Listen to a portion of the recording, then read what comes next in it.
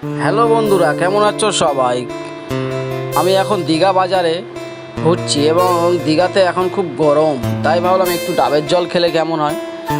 যেমনি ভাবা তেমনি দেখি এক কাকা ডাব বিক্রি করছে। গিয়ে দাম জিজ্ঞাসা করতেই কাকা বলল 50 টাকা। আমি বললাম এত দাম, একটু কম হলে কেমন হতো।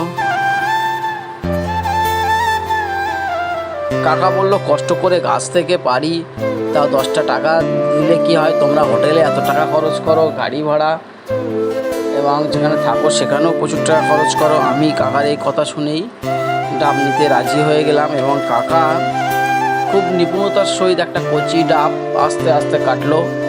ডাবটা কেটে আমাকে দিল, খুব তৃপ্তি করে ডাবটা খেলাম, খেয়ে বেশ ভালোই লাগলো। কাকাকে ধন্যবাদ এত সুন্দর ডাব খাওয়ানোর জন্য। ধন্যবাদ বন্ধুরা, ভিডিওটা কেমন হয়েছে আমাদেরকে জানিও এবং চ্যানেলটি সাবস্ক্রাইব করে আমাদের পাশে থেকো।